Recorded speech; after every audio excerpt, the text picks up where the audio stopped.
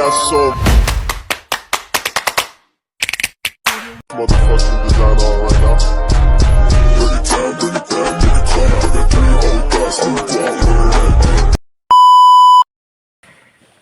Jadi guys, di sini aku mau ngejelasin tentang bilangan.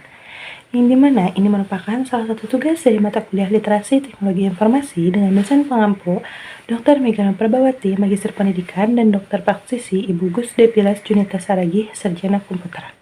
Sebelumnya, izin memperkenalkan dulu, nama aku Rezita Melina Putri Nugraha dengan NPM 232151023 dari kelas 2023A dari jurusan Pendidikan Matematika. Jadi guys, tanpa berlama-lama kita langsung saja ke pembahasannya. Nah, jadi guys, sekarang kita harus tahu dulu nih, bilangan itu apa sih? Nah, bilangan merupakan kumpulan angka yang menepati urutan dari kanan sebagai nilai satuan, puluhan, ratusan, ribuan, dan seterusnya. Nah, pengertian lain, bilangan merupakan konsep matematika yang dipakai untuk pencacahan dan pengukuran. Lambang dan simbol yang digunakan untuk mewakili suatu bilangan disebut dengan angka atau lambang bilangan. Konsep bilangan yang sudah bertahun-tahun lamanya sudah diperluas, meliputi bilangan nol, bilangan negatif, bilangan rasional, bilangan irasional, dan bilangan kompleks. Nah, selanjutnya kita ke macam-macam bilangan. Nah, perlu diketahui, bilangan itu ada 10. Nah, diantaranya ada bilangan asli, bilangan nol, bilangan cacah, bilangan bulat, bilangan pecahan, bilangan rasional, bilangan irasional, bilangan real, bilangan imajiner, dan juga bilangan kompleks. Tapi, aku nggak akan bahas itu semua sekarang guys, karena itu perlu waktu yang sangat panjang dan perlu waktu untuk benar-benar memahami. Nah, di sini aku cuma mau jelasin tentang bilangan asli, bilangan nol, bilangan cacah, bilangan bulat, dan juga bilangan pecahan. Nah, langsung saja kita ke pembahasan. Yang pertama ini bilangan asli. Nah, bilangan asli adalah suatu bilangan yang mula-mula digunakan untuk membilang. Bilangan asli dilambangkan dengan huruf N. Himpunan dari bilangan asli adalah 1, 2, 3, 4, 5, dan seterusnya. Nah, bilangan asli ini terdiri dari beberapa bentuk, sehingga berdasarkan bentuknya, bilangan asli digolongkan menjadi 4 macam, yaitu A. Bilangan genap, yaitu bilangan asli yang memiliki bentuk 2N. Untuk setiap N, elemen dari bilangan asli itu sendiri. Terus yang kedua ada bilangan ganjil, yaitu bilangan asli yang memiliki bentuk 2N dikurangi 1, yang untuk setiap N elemen dari bilangan asli. Lalu yang ketiga ada bilangan prima, yaitu bilangan asli yang mempunyai tepat 2 faktor. Kedua faktor tersebut adalah bilangan 1 dan bilangan itu sendiri. Dan yang keempat ada bilangan komposit, yaitu bilangan asli yang mempunyai lebih dari 2 faktor, atau dengan kata lain, bilangan asli yang dapat bulat dibagi dengan bilangan lain, selain bilangan 1 dan bilangan itu sendiri. Lalu yang kedua ada bilangan nol.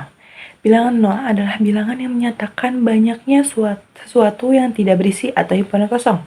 Lambang bilangan nol adalah 0, yang bulat itu ya. Nah, bilangan nol memiliki banyak keistimewaan, dan keistimewaan tersebut diantaranya yaitu yang pertama ada bilangan asli yang dijumlahkan dengan bilangan 0, maka akan menghasilkan bilangan itu sendiri. A ditambah 0 sama dengan 0 ditambah A sama dengan A. Lalu yang kedua ada bilangan asli yang dikurangi dengan bilangan 0, maka akan menghasilkan bilangan itu sendiri dengan A dikurangi 0 sama dengan 0. Yang ketiga ada bilangan 0 yang dikurangi dengan bilangan asli, maka akan menghasilkan bilangan yang nilainya berkebalikan dengan bilangan yang dikurangkan. 0 dikurangi A sama dengan minus A atau negatif A. Lalu yang keempat ada bilangan asli yang dikalikan dengan bilangan 0, maka akan menghasilkan bilangan 0. A dikali 0 sama dengan 0 dikali A sama dengan 0. Lalu yang kelima ada bilangan 0 yang dibagi dengan bilangan asli, maka akan menghasilkan bilangan 0. 0 dibagi A sama dengan 0. Lalu yang keenam ada bilangan asli yang dibagi dengan bilangan 0, maka akan menghasilkan bilangan yang tak terhingga. A dibagi 0 sama dengan tak terhingga. Lalu yang ketujuh ada bilangan asli yang dipangkatkan oleh bilangan asli, maka akan menghasilkan bilangan 0 juga, dengan 0 pangkat A sama dengan 0. Lalu yang kedelapan, bilangan 0 yang diakarkan oleh bilangan asli, maka akan menghasilkan bilangan 0 juga. yaitu A akar 0 sama dengan sama dengan 0. Lalu yang ke-9 ada bilangan asli yang dipangkatkan dengan bilangan 0, maka akan menghasilkan bilangan 1. Dengan A pangkat 0 sama dengan 1. Lalu yang seterusnya ada bilangan cacah. Bilangan cacah adalah bilangan satuan atau bilangan utama yang terdapat pada tombol kalkulator. Bilangan cacah dilambangkan dengan huruf W. Himpunan bilangan cacah adalah 0, 1, 2, 3, 4, 5, 6, 7, 8, dan 9. Lalu yang keempat ada bilangan bulat. Bilangan bulat adalah bilangan yang terdiri dari bilangan bulat positif atau bilangan asli, bilangan 0, dan bilangan bulat negatif atau lawan bilangan asli.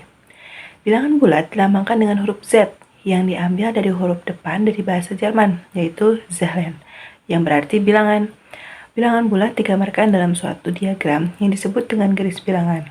Gambar garis bilangannya itu sebagai berikut ya. Nah, yang kelima ada bilangan pecahan. Bilangan pecahan adalah bilangan yang memiliki bentuk umum A per B, yang dimana A disebut pembilang atau bilangan yang dibagi, sedangkan B disebut penyebut atau bilangan yang membagi. Nah, selanjutnya kita ke jenis-jenis operasi hitung. Nah, operasi hitung ini ada 4 ya. Yang pertama ada penjumlahan. Penjumlahan adalah cara yang digunakan untuk menghitung total 2 bilangan atau lebih. Lalu yang kedua ada pengurangan. Pengurangan adalah operasi dasar matematika yang digunakan untuk mengeluarkan beberapa angka dari kelompoknya. Nah, yang ketiga ada perkalian. Perkalian adalah salah satu operasi aritmatika yang berfungsi sebagai simbol operasi penjumlahan berulang. Nah, yang keempat ada pembagian. Pembagian adalah salah satu operasi aritmatika yang digunakan untuk menghitung hasil bagi suatu bilangan terhadap pembaginya. Nah, guys, pada urutan operasi pecahan ini nggak sembarangan loh. Kita tuh kadang harus mementingkan satu hal gitu kan. Nah, saat menyelesaikan suatu perhitungan yang menggunakan banyak operasi hitung sekaligus, kita perlu mengetahui urutan operasi hitung yang didahulukan. Nah, secara umum, berikut urutan operasi hitung dasar matematika dari yang paling diprioritaskan. Yang pertama ada tanda kurung. Yang kedua ada perkalian dan pembagian. Yang ketiga, penjumlahan dan pengurangan. Jadi, kalau mau menyelesaikan suatu perhitungan, itu jangan sembarangan ya guys. Perlu ada aturannya gitu kan. Nah, selain jenis-jenis, ada juga sifat-sifat operasi hitung. Nah, di sifat operasi hitung ini ada 3, ada komutatif, asosiatif, dan distributif. Komutatif itu yang dimana A ditambah B sama dengan B ditambah A sama dengan C. Nah, kalau asosiatif itu ada dalam kurungnya guys. Nah, A ditambah B ditambah C. Nah, kalau misalnya kita asosiatifkan itu, jadinya A ditambah B tambah C sama dengan D. Nah, lalu yang ketiga ada distributif, yang dimana A dikali B ditambah C sama dengan A dikali B ditambah A dikali C, yang dimana sama dengan D. Nah, agar kalian memahami lebih jelas, kita bahas contoh soal yuk. Nah, untuk yang pertama, lengkapi titik-titik berikut ini agar sesuai dengan sifat komutatif pada perkalian. Nah, nomor 1, 8 kali 10 sama dengan titik-titik dikali 8. Untuk nomor 2, 9 dikali 7 sama dengan 7 dikali titik-titik.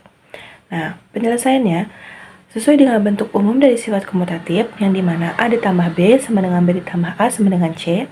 Maka nomor 1, 8 kali 10 sama dengan, dari titik-titik itu kita bisa isi dengan 10. Karena yang dimana A tambah B sama dengan B ditambah A sama dengan C. Nah, 10 kali 8 sama dengan 80. Lalu yang kedua ada 9 kali 7 sama dengan 7 dikali 9. Yang dimana 7 kali 9 itu sama dengan 63. Nah, untuk soal selanjutnya, ada lengkapi titik-titik berikut ini agar sesuai dengan sifat asosiatif pada perkalian. Nah, kita harus ingat ya guys, kalau sifat asosiatif itu A ditambah B ditambah C sama dengan A ditambah B ditambah C sama dengan D. Nah, berarti untuk titik-titik yang nomor 1 nih, titik-titik dikali 12 dikali 22 sama dengan 21 dikali 12 dikali 22. Berarti untuk nomor 1 itu yang hilangnya kan A. Nah, sedangkan dia setelah sama dengan A itu berisikan 21. Berarti untuk yang nomor 1 itu jadi 21 dikali 12 dikali 22 sama dengan 21 dikali 12 dikali 22. Nah, yang dimana 12 dikali 22 itu sama dengan 264. Nah, 21 dikali 264 itu sama dengan 5544. Lalu yang kedua, ada 4 dikali 66 dikali 5, yang sama dengan 4 dikali titik-titik dikali 5. Karena yang nomor 2 itu yang hilangnya B, dan yang B itu adalah 66, jadi kita substitusikan saja. Jadi 4 dikali 66 dikali 5 sama dengan 4 dikali 66 dikali 5, yang dimana 4 dikali 330 sama dengan 1320. Nah, untuk soal yang selanjutnya, lengkapi titik-titik berikut ini sesuai dengan sifat distributif. Nah, 10 dikali 3 ditambah 7 sama dengan, nah seperti tadi kan, berarti kita tuh rumusnya itu A dikali B ditambah C sama dengan A dikali B ditambah A dikali C sama dengan D kan. Nah, berarti dari nomor yang pertama ini bisa langsung kita isi nih. Jadinya 10 dikali 3 tambah 7 itu jadi sama dengan 10 dikali 3 ditambah 10 dikali 7. Nah, yang dimana 10 kali 3 30, 10 kali 7 70. 30 tambah 70 itu 100. Nah, untuk nomor 2, 25 dikali 10 ditambah titik-titik sama dengan 25 dikali titik-titik ditambah 25 dikali 5. Nah, kita bisa langsung isi guys. Nah, jadi 25 dikali 10 tambah 5 sama dengan 25 dikali 10 ditambah 25 kali 5. Nah, ini mana 25 kali 10 itu 250 dan 25 dikali 5 itu 125. Nah, 250 ditambah 125 itu sama dengan 375. Oke, gitu aja dari aku guys. Semoga kalian paham dengan apa yang aku jelasin kali ini. Untuk 5 bilangan selanjutnya, aku akan bahas di video selanjutnya. Oke, see you next time. Bye-bye.